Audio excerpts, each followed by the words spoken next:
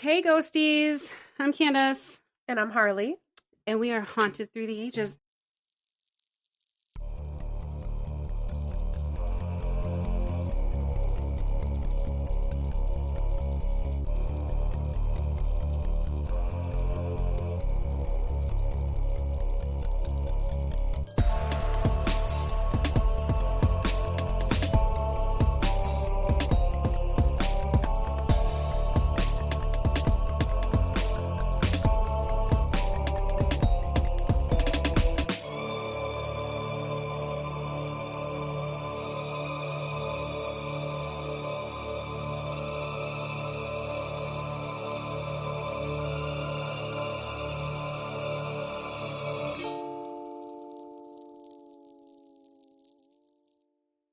Sorry, I'm adjusting. It was uncomfortable. Oh, no. Hi. Hi. I haven't seen you in like a whole week. I know, it's been really hard. I've been saving up so much to tell you. Most of which I already told you because it can't go on the podcast for the masses, but There's private stuff. it's private. It's funny. That's some funny shit. So how's it been? How you been working? How's your work going? Apparently much better without you. Dang. I was told, wow, like you're a really good worker when Kandis isn't here. You're not distracted by her all day. Yeah, it's been fine though, but it's been very lonely. Yeah, I've had a crap week off, not gonna lie. Why? Because it's ick. Like it's the weather? rainy and it's cold and You couldn't do a whole lot. No. Not even I wasn't even outside. I couldn't do anything. I wasn't doing anything. So I had the grands over last night. So Well, good. yeah. They bring me joy. Mm-hmm. What'd you guys do? When my little pickle tells you that we are playing Duck Duck Goose, damn it, we're playing Duck Duck Goose. Oh God.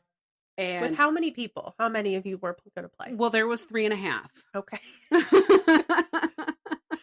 Better than just 2. Because, two's not fun. He always wants to play at home. And I'm like, but it's just us. Like, that's not going to work. And it's always her turn. My turn, me, my turn, me. Or I'm the goose. That's fine. I'll sit here. You can keep running. I get down on the floor and I get tapped on the head again. Like, damn it. You just have to squat next time. And it's so cute because she got this man up and running. Like, Aww. He was running. He's like, I don't really know what I'm doing. How do I play? And I'm like, you run on a circle and then you sit down. Yep. You plop a squat. And then, if she doesn't goose you by that time, Mm-hmm. it's her turn again. The little one was probably just like, oh, he was tapping himself on the head. And then he would run in a circle and laugh, and then he'd fall to the ground. He's really good at Ring Around the Rosie. We all fall down. We got to get right back up. That's so funny. And then she wanted to play hide and seek. I'm not playing hide and seek with her anymore because she cheats. Oh. Yeah, and she uses the little one as a spy. Uh-huh. Oh, good for her. Uh-huh. She's learned. She'll halfway cover her eyes and follow you as you're going to your hiding spot. I have the funniest story about hide and seek real quick. Mm-hmm. We were playing at home one time and I don't even know what to call him on here. The kid, he, little man. The little man, he got mad because I was counting too slow. He was like hiding in the pantry. So I was standing in the living room with my, back to him, eyes Would covered. you make it to 5? I made it to 7. And he literally, I'm like, 6, 7. He whips the pantry door open and goes, 8, 9, 10. And he shuts it. He was so done with my bullshit. He flung that door open, yelled at me, and then he didn't even find a new spot. He just closed the door. Oh, little pickle gives herself away too. So because she'll be hiding or somewhere, and then you'll just randomly hear her sneeze. Achoo! Wonder where that is. That is so cute. So no, they are deathly afraid of Matt's toy room. Okay. I don't know if it's the pictures on the wall or all of the Transformers. They don't like Darth Vader. He has a lot of Darth Vader things in there. Right. And unfortunately, that's where my sweet little potato has to sleep. Oh, because so, face your fears. You're one. good luck. So, and he's obsessed with T-Rex. So they got me watching Paw Patrol. Okay. And Potato will literally get in your face and T-Rex, T-Rex, T-Rex, T-Rex, T-Rex, until you repeat it back to him. T-Rex, then he laughs and runs. What is T-Rex from Paw Patrol? It's one of the episodes, like one of the movie parts, because there's I like remember that on Paramount Plus they have like the movies, so they have a lot of different episodes. Pickle likes the mermaid one, so we had to watch the mermaid one, and every time we turn it on, and he'll sing the song to it, the opening theme. And he's one, so enunciating words is not well. Like when he says T-Rex, it sounds like he's saying giraffe.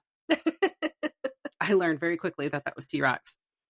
But when Rhiannon left, he stood in the window and he says, bye, Mama. Mama, bye. Mama, bye. Mama, bye. So then I would repeat Mama, bye, because he's going to keep saying it until I say it back to him. And he's looking me dead into my soul while I'm saying it. Mama, bye. So I would say Mama, bye.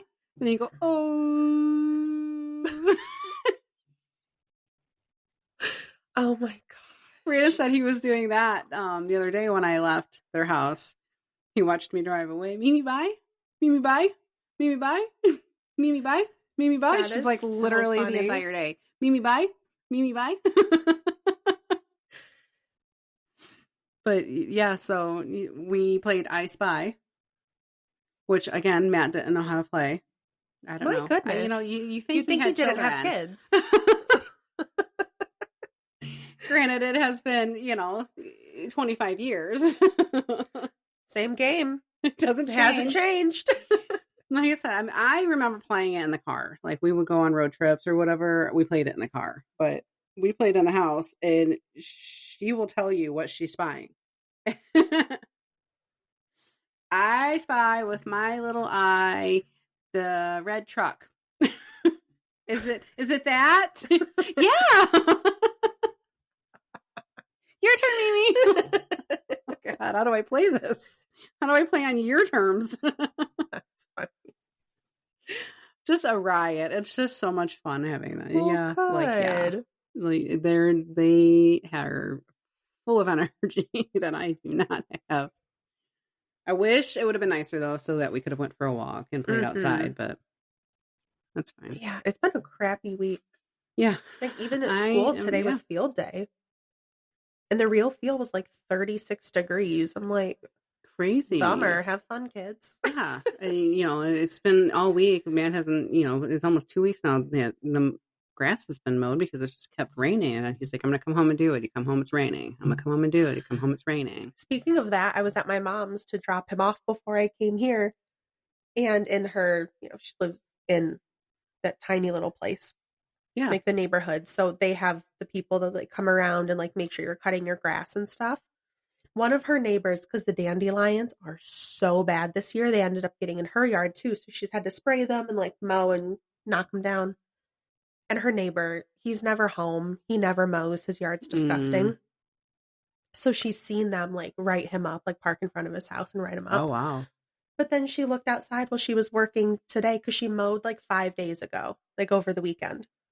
And then she looked out today and she saw the car in front of her house and then pull up and park in front of his house. Okay.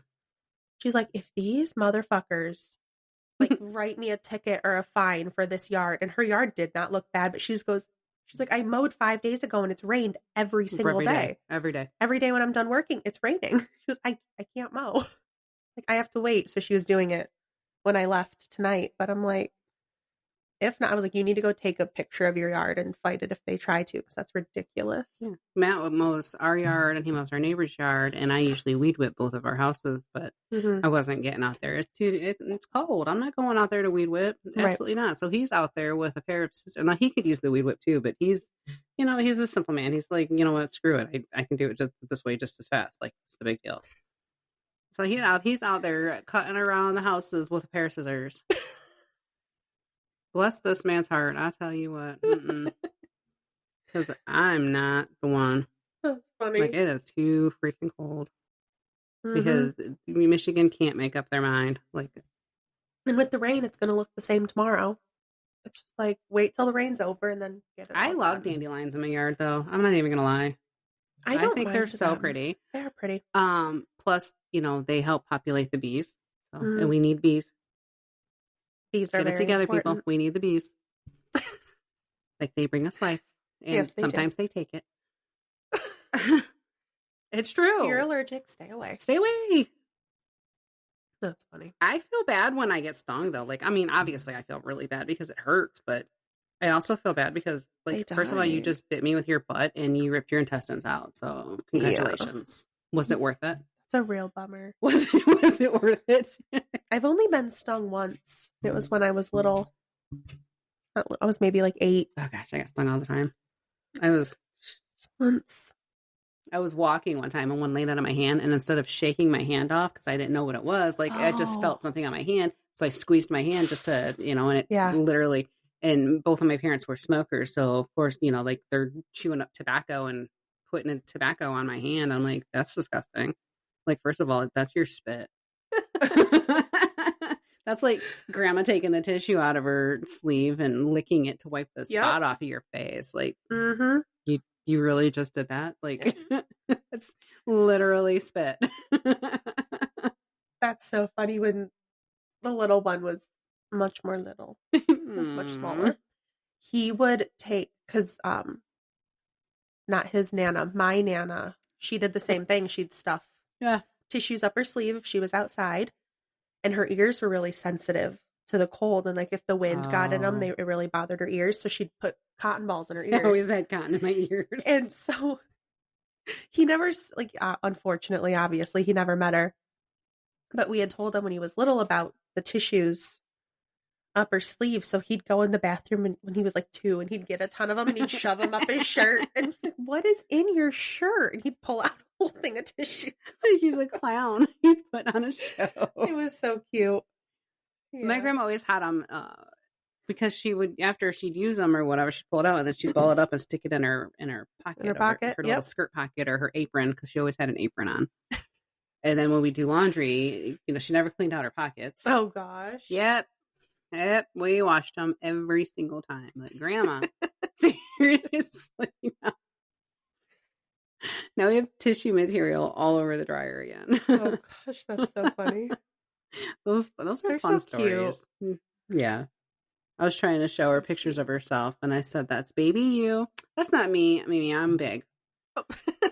Now, yes, that's baby you though.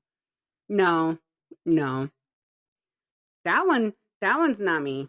No, okay. Then I show her baby Rhiannon. This is baby mama. That's mama? And I showed her a picture of Matt and I when we were younger. I don't know if we were in high school or not, but my hair was dyed black. So and his hair was dyed like orange. Like, we were weird. We were funky kids. And I'm like, this was Mimi and Pappy. Mimi's hair is black. My hair was black at the time. Not so much anymore. That's so cute. Very observant, these little ones. So observant. And very honest. So smart. I can't even believe how smart. This little 1-year-old, I swear to goodness, this kid is so freaking smart. He's turned my dishwasher on 3 times. Like, bro, put a dish pack in there. Like, if you're going to do it right. Now you're just wasting water. That's so cute. And I'm standing there right next to him. I thought he was playing with the magnets on the dishwasher, because I have magnets and Play-Doh and paint. It's all over the place in here. And yep. I thought he was playing with magnets. No, he's trying to figure out how to wash my dishwasher. But so I am in rough shape, exhausted. Same. Like I said, I was so tired. I just didn't feel good all day. I really just wanted to go home and like lay down and do nothing. But I was like, we're recording and I know I'm going to feel so much better. Yes, we're recording. And like an idiot, you would think, like I said, most normal people that know that they're recording a show at the end of the week. They'd, I don't know, be prepared. Listen, I am not a preparer. I am a procrastinator. Because I'm like, you are. It's fine. I can do it tomorrow. It's fine. I can do it. I still have a couple days. It's no big deal. It's not going to take. I mean, I already know what I'm doing. The information is right there. You know, it's fine. Hell, I'm doing it tomorrow. I gotta get this done. So I was typing most of it before Rhiannon got here yesterday. Dropped the kids off, and then typing after they went to bed.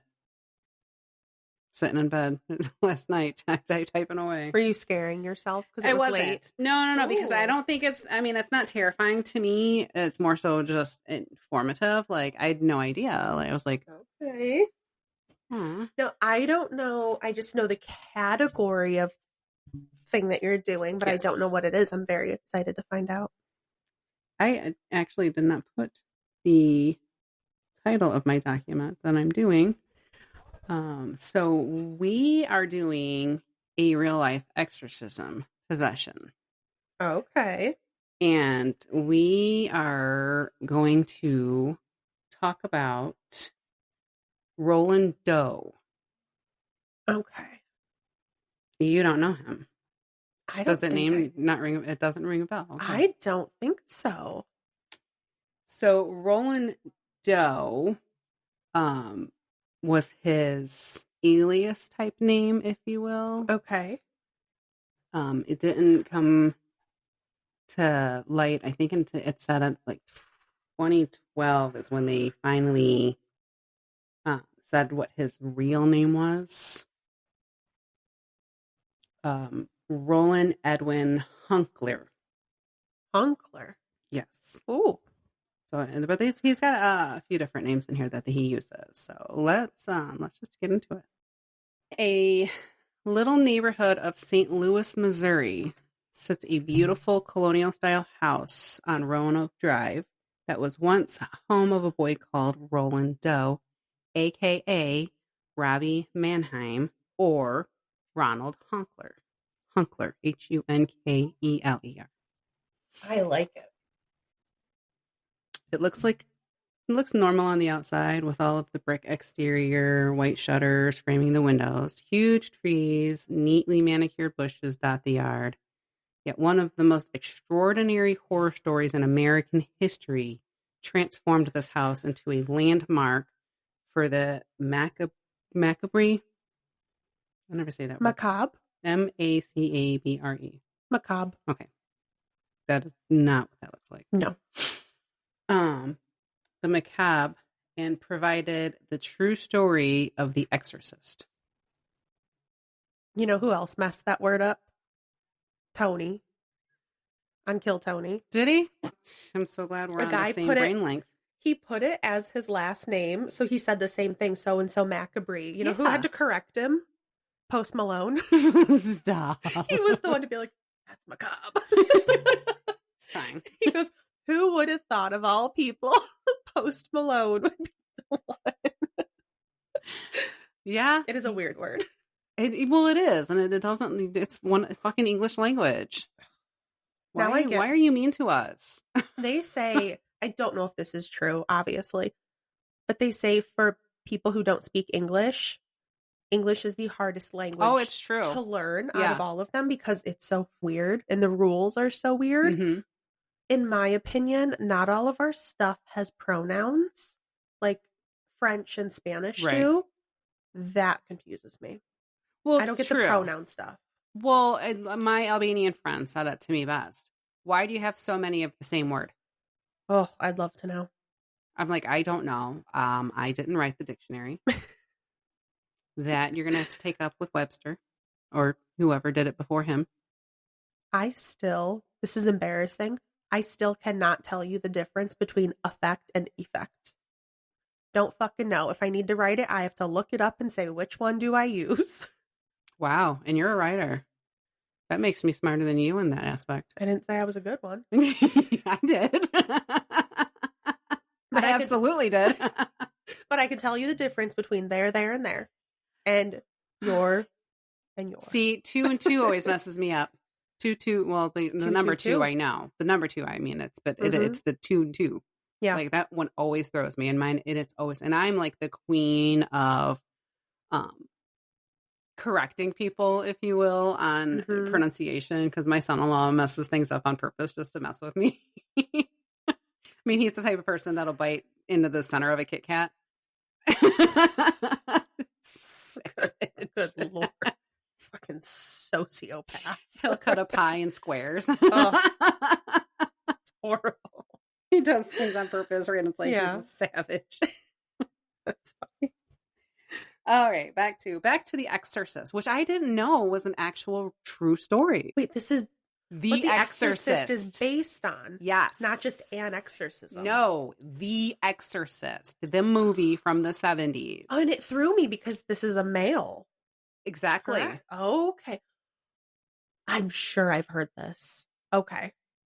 I think I have, but I don't remember anything. That did throw me for a loop, though. Because Reagan was a little girl played, but this was basically his story. Yikes. Yeah. Here we go. So our story begins in January 1949 in Washington, D.C., where 13-year-old Ronald Hunkler, a.k.a. Roland Doe, began exhibiting disturbing behavior that left his parents baffled and terrified. He was calm and normal during the day, but at night, he would suddenly erupt into screaming fits and other wild outbursts. Meanwhile, he would enter a trance-like state, making sounds of guttural voice, break out into scratches, red lines all over his body, and levitate. Well, that goes from a tantrum to... That's not your typical tantrum. Possession real quick. After getting nowhere with doctors, you saw Zara. I saw her face. We made eye contact. She looked back like, oh, shit. She sees me. This poor thing's been trapped in here most of the night because, this is where little Pickle sleeps and Zara lives underneath the bed. So it only took 11 episodes. It's like, oh, shit. She did. And she found a toy. Oh, no, she's mad. She's about to throw things. Get her out of here. So after getting nowhere with doctors, his horrified parents brought him to where their relatives lived in St. Louis and called in Jesuit priests to carry out a harrowing series of exorcisms.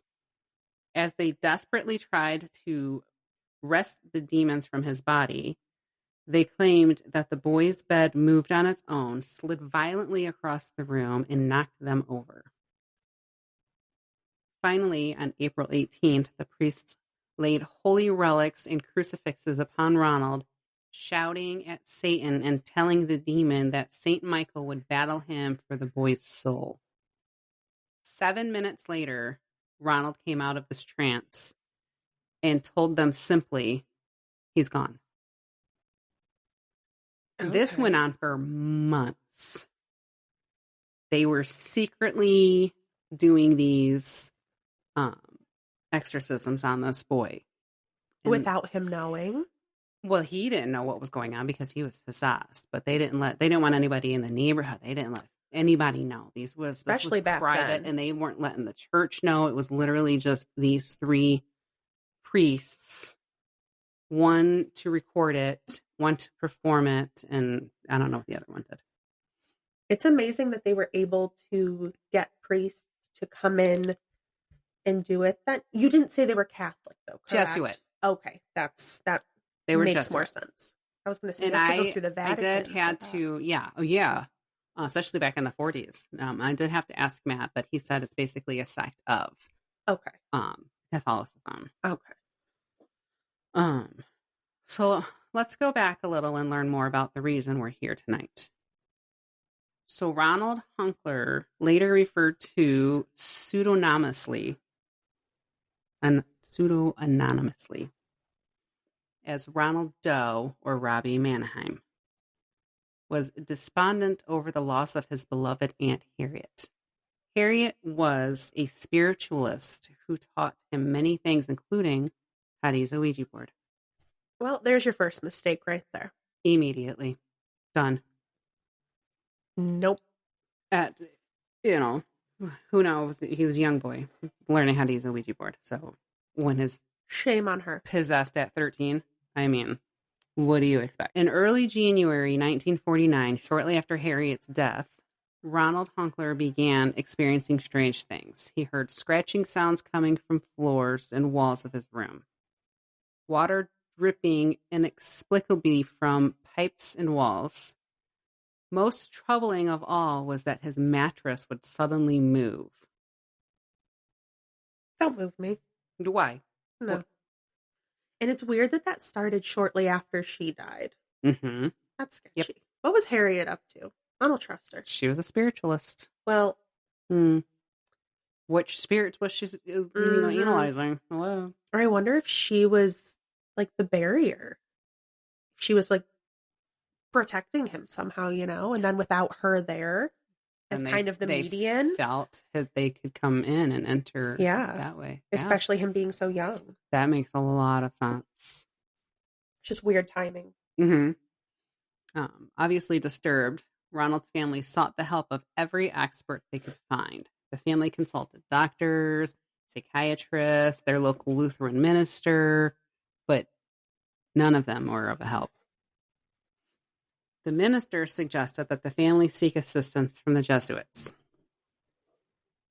Father E. Albert Hughes, the local Catholic priest, asked his superiors permission to perform an exorcism on the teenager in the late February of 1949. The church granted Hughes' request, so they did get permission. It's crazy to me that you have to go through so much to get permission for actual help. Because it's so dangerous and they can be held accountable if something goes wrong, which we've seen in other experiences and other stories, that the priests actually get held accountable if it goes in a dark direction, because it's not your average help. It's not a doctor, physician type help. It's spiritual help, and they really can't put... You'll have to tell more of these stories because I don't really know much about that. I'd be curious to learn, though. Yeah, a little bit. And honestly, the words in my head are not my words. Those are literally the words of my husband. So everything I've learned from him. Oh, that's funny. For the exorcism, Hughes strapped the boy to the mist. First of all, because they make him, exorcisms on children are like abuse. That's what courts want to prove is it's abusive. You're hurting this child. Okay. And that's where, like somebody that performed an exorcism on one of the children. I want to say it was a movie that I'd seen. I don't remember, and the person died. So now everybody's being held accountable for it. Oh my gosh. Right. I don't know if it was Emily Rose or not, but another one I want to look at. But you're tying this child to the bed. Right. And if there's any semblance of the child mentally present, that's got to be so traumatizing. Terrifying.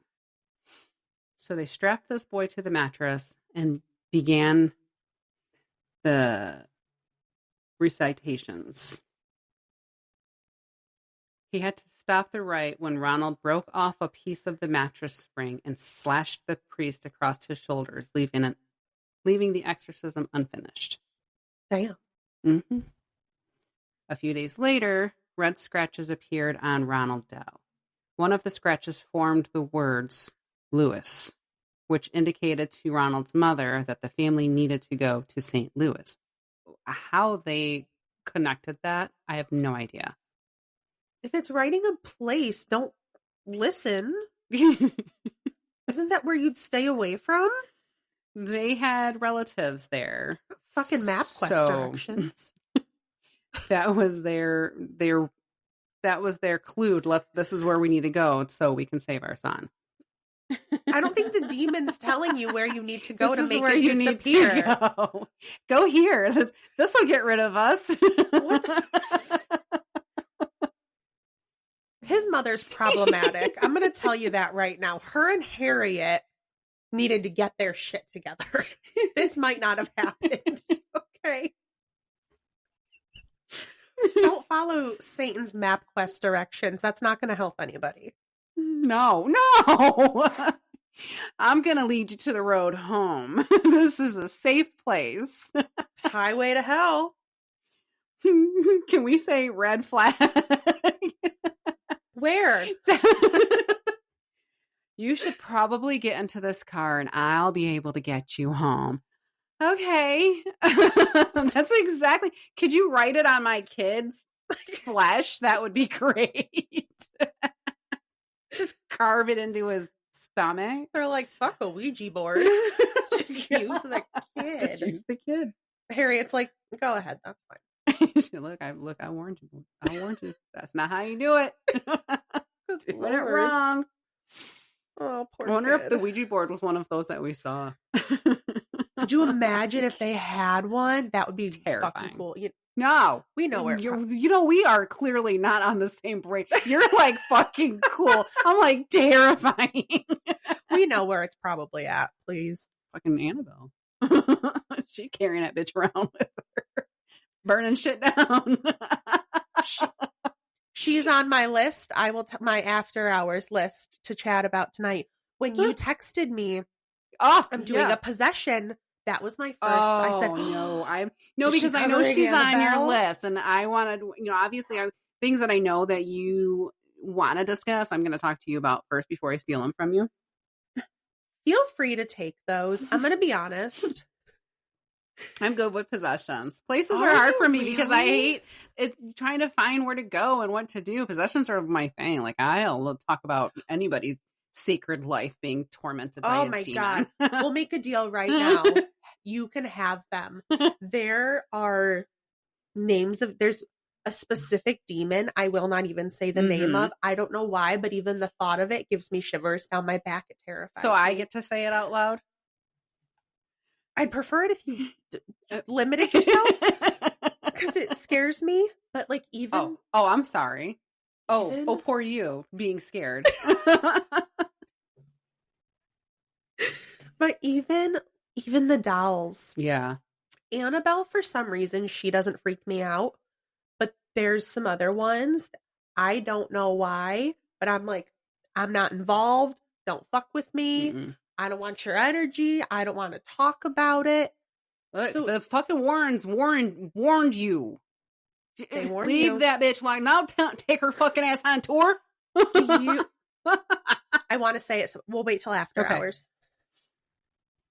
Okay. I'm gonna add that note to because I want to say it. Okay. Do you, boo? So I don't forget. So after, their son was slashed and gashed, let's go exactly where they were leading us. A cousin of the family was attending St. Louis University at the time of Ronald's struggles. She put the Hunklers in touch with Father Walter H. Holleran and Reverend William Bodern.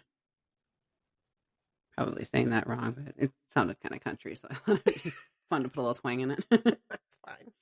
After consulting with the university's president, these two Jesuits agreed to perform an exorcism on young Ronald with help of several assistants. Don't need them. The men gathered at the residence on Roanoke Drive in early March 1949. There, the exorcist witnessed scratching on the boy's body and the mattress moving violently. These were the same types of things that happened in Maryland when the first exorcism failed.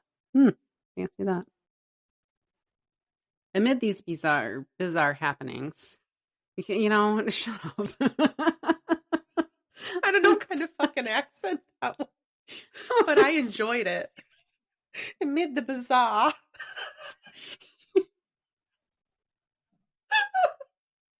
I told you I'm tired. I'm tired too. And I haven't even been working. Like I've been hanging out with toddlers, so if I mess up some words, they're to blame. The bizarre. They don't, the kids, they don't pronounce all of the words, so it's fine. Bodern and Holleran, according to their reports, noticed a pattern in Ronald's behavior. He was calm and normal during the day, but at night, after settling in for bed, he would exhibit strange behavior, including screaming and wild outbursts. Why do you think he's only being attacked at night? Like, demons can't really tell the difference between day and night. I don't know. I have no answer for you. Yeah, that's a well, even like a lot of hauntings, they say like they're worse at night. Maybe the why. Energy, a calmness. Well, and like the witching hour, 3 a.m., I think that's when they say the veil is the thinnest. I think it's 3:33 is the hour of the demon. 3:30. It might be it's just 3:30. I don't know. Either way. Still bad. It's the veil. Away. Yeah. Ronald would also enter a trance-like state, making sounds in a guttural voice. The priest also said they saw objects mysteriously flying in the boy's presence and noticed that he would react violently when he saw any sacred object presented by the attending Jesuits. They will do that. Yeah.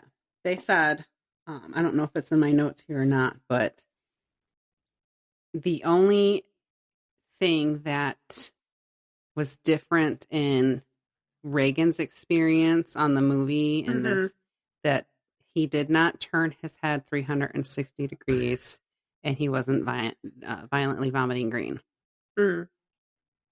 Oh, yeah, there is something else in here too. I remember reading it, so I was like, ooh, dirty. Ooh. Yeah, it's gross, though. It's not dirty. It's just really gross. Oh. It's just fun to type. All of these details from the true story of The Exorcist made it into the film right here, but there were more that didn't. At one point during this weeks-long ordeal, Baudin reportedly saw an X appear in scratches on Ronald's chest, which the priest believed signified the number 10. 10 demons. In another incident, a pitchfork-shaped pattern of red lines moved from the boy's thigh and snaked down towards his ankle. It moved. In front of them? In front of them. No. Sorry, kid, you're on your own. I have literally anywhere else to be except St. Louis. Wait, what was this address again? Hang on. These types of things happened every night for more than a month. Once a red X appeared on Ronald's chest, leading the priest to believe that he was possessed by 10 demons. Yeah. The two priests never gave up as they continued the exorcism night after night. On the evening of March 20th, the exorcism reached an unhealthily new level. Ronald urinated all over his bed and began shouting and cursing at the priests. Now Ronald's parents had enough. Now they've had enough. This is enough. This is their breaking point. This is enough. He can't peed the handle bed anything more. He peed, and now they're hitting their breaking point. Do they not remember the toddler years? The urine. I can't deal with the urine, dude. The temper tantrums and the peeing in your bed. How did they survive the toddler years? They don't want to relive it. They don't. That's their breaking point. That was it. That was where they've had enough. They probably got along real well with Harriet. They took him to Alexane Brothers Hospital in St. Louis for more serious treatment. Clearly, I was a little tired typing this. Finally, on April 18th, a miracle occurred in Ronald's room at the Alexane Brothers. It was the Monday after Easter, and Ronald awoke with seizures. He yelled at the priest, saying that Satan would always be with him. The priest laid holy relics, crucifixes, medals, and rosaries on the boy. At 10:45 p.m. that evening, priest called on Saint Michael to expel Satan from Ronald's body. They shouted at Satan, saying that Saint Michael would battle for him for Ronald's soul. 7 minutes later, Ronald came out of his trance and said, he's gone. The teenager recounted how he had a vision that Saint Michael banished Satan on a great battlefield. Now, the one thing that I must have left out, because I did read about the experiences, and they said that he was not doing, dirty things with the crucifix to himself, like in the movie. I forgot about that part. That was, and I read it, so I must have read it, but I didn't type it. But there was, yeah. Who the fuck thought of that? That's making to make the movie. This poor little girl. Because she's a little girl. I mean, come on. Let's be honest. According to Bodern and Halloran, the strange occurrences and behavior ceased after that. And despite providing the true story, The Exorcist, Ronald Hunkler went on to live a completely normal life from that moment on. Oh my. I don't think it's in here, but in my notes, because I looked up to see if he was still alive. Yeah. He's not.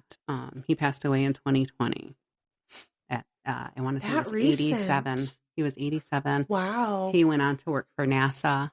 Seriously? Yeah. Yep. Like, it's literally right here in my notes. Do you know, like, random question, do you know if he was religious after that at all? Like, I wonder how that affected it. There is no note on what he believed after that. I mean, working for NASA, I want to possibly say he went into the science field. Okay. So maybe he just kind of wanted to leave all of that behind. Because if he really did have like that vision of Saint Michael, like that's gotta change and it probably brought him closer. That's what I would think. Yeah.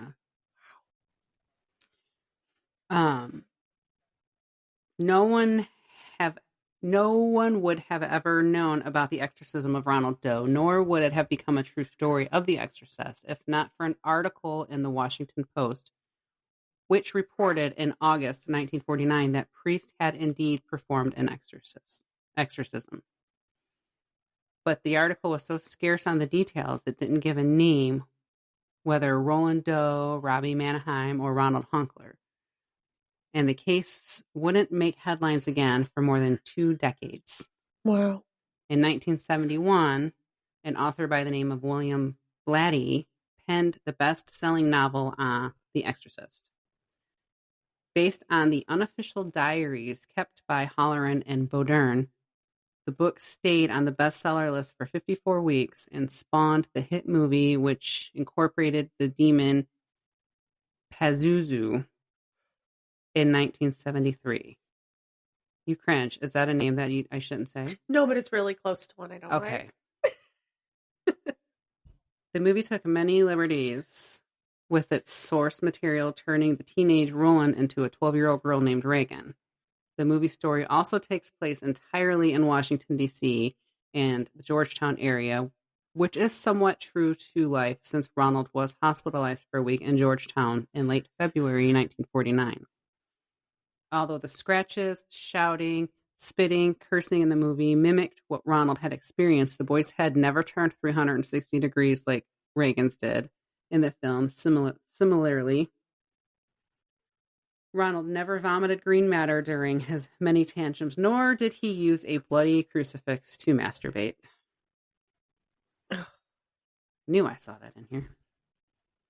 What did happen to Roland after the exorcism was his family moved back to the East Coast. Sources, which have also referred to him as Robbie Mannheim, say that he found a wife and started a family. He named his first son Michael after Saint Michael, that he believed to have saved his soul. I love that. If Roland is still alive today, which I've already said, he isn't. He passed away already, so he would be mid-80s. So, and I think that the article said he was 87, 89, something like that. Wow. William Bodern died in 1993 after serving the Catholic Church for decades. Walter Halloran lived until 2005 when he died of cancer. Wow. He was the last surviving member of the team that performed the exorcism of Ronald Doe. And You got it's like he knows what time it is. While most experts believed the actual name of Roland Doe to be Ronald Hunkler, only one person reportedly knows for sure. Just one. In 1993, author Thomas B. Allen wrote a book on the story of Roland Doe's exorcism called Possessed. In writing the book, he relies heavily on Halloran's detailed accounts. Allen claims to have uncovered the true identity and story of Ronald Doe, but has said that he will not reveal the person's true name. As for the cozy house on Roanoke Drive, it sold to new owners in 2005 for $165,000. Perhaps the buyers embraced the property's legendary reputation that claimed that Satan may have once lived upstairs in that bedroom. Yep. I've seen many an investigation of that house. Yeah. Ghost Hunters was another one because that's what really took me down that spiral because I saw. Okay. And also a Morbid podcast. Oh, Morbid. Did an episode? Morbid did an entire episode of. I don't think I've heard that. I think it was episode number 95, but don't quote me. And I only know this because I was trying to find it last night. No, I'm lying. It can't. I'm be. lying. I was going to say I've listened to the first one multiple times. Morbid did touch. I have it right here pulled up on my tablet. Morbid did touch on it, but the other podcast, because I just downloaded it last night because I was like, oh, I've never heard of this. I know where I've heard this. History Uncovered. It's a History Uncovered podcast. Ooh, I've never heard of that. And yeah, their episodes are literally like 28, 30 minutes long, So they're banking episodes greatly. They don't have a lot of extra stuff to say. That's true. That's true. But it was episode 95 of History Uncovered. Okay. Podcast. I think I heard it on And That's Why We Drink. Okay. I think M covered it. I'm sure. I mean, it's a popular. M covers again. I had no idea that. First of all, that was even a true story about this poor boy and what he'd been through. And I don't remember that name being used, but I do remember hearing the story about it. I thought it wasn't until 2015 I read that his actual name was released. Okay. Because, I think the one thing that I don't know if you mentioned that I thought I heard, and I'm pretty sure it was this case, it could have been a different one, but I heard that there was one session, I guess, where they were, praying over him, that I think they went for, 17 hours straight or I didn't something. mention that, but... it could have been a different one, but something crazy like that. And then I didn't read anything about the timeline. It just said that it went on for a month, and I could imagine that it was for hours at a time. There was one they literally kept just switching people out, and they literally kept going for 6 weeks straight. Well, I know with this one, it was it was the same ones every time. Yeah. Once they got the ones, they're determined, we're getting this, we are saving this boy, right?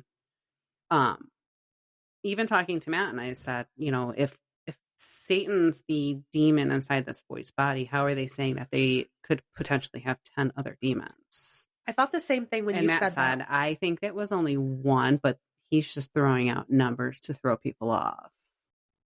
Mm-hmm. Or the number could simply mean something in for him, because I don't know. I don't speak Satan, so I don't know. I don't speak Satan. I don't speak Satan. We're not close. We're not buddies. Well, they say when there's demons, they'll try to sound like children. Oh yeah. Or they'll do shit to try to trick you. Of course. Could have been that. Where it's yeah, see what you're up against. Why are you even trying? There's 10 of us in here. Mm-hmm. Oh, for sure. They're definitely. He's going to throw you off. He's going to throw you a curveball. Please. He's going to throw you a curveball. Yeah, he's going to.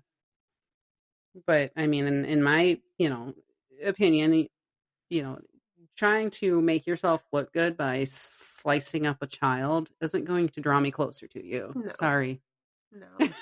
So we're not going to be cool. We praise Jesus. We praise Jesus. Thank you, Saint Michael, for saving us, sweet angel. Amen.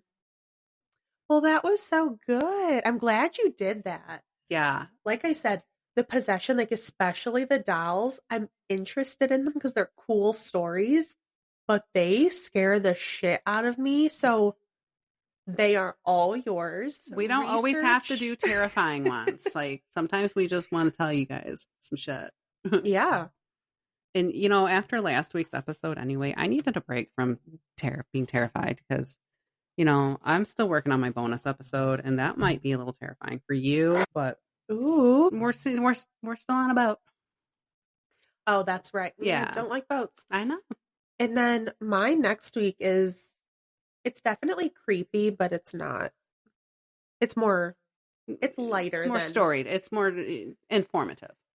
Yes. And I think it's one that, especially the audience we have right now, will be very interested. It'll be good. Not going to lie. These pictures are terrifying. I loved not knowing what you were doing, too.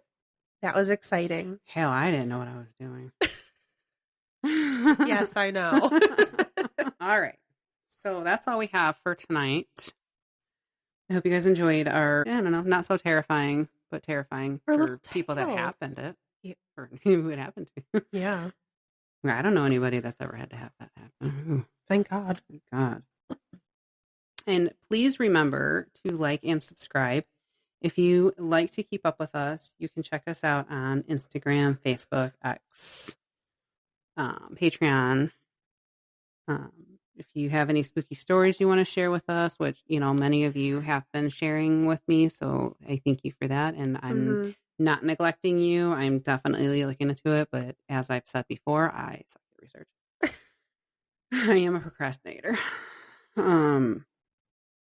We can read them on a future episode. You can email them to us, hauntedthroughtheages@gmail.com. And you guys are telling us about them. Write them in. Email them so we can read them. Yeah, because, you think I'm bad at research. I'm even more bad at forwarding information. So if you're telling me this, the chances are I've already forgotten to tell Harley. Send it to the email because I actually pay attention to what's going on. Not that I have a whole lot going on in my brain, but this ADD of mine is just, this doesn't work. I handle all of that stuff. So get it to me. Come over and join us on Patreon. We're about to record our after hours. Those are always fun, good times. They're so much fun. Early release episodes, bonus episodes, but definitely the after hours. Oh, yeah. That's the good stuff. All right, guys. We love you. Thanks for listening. Bye. Bye.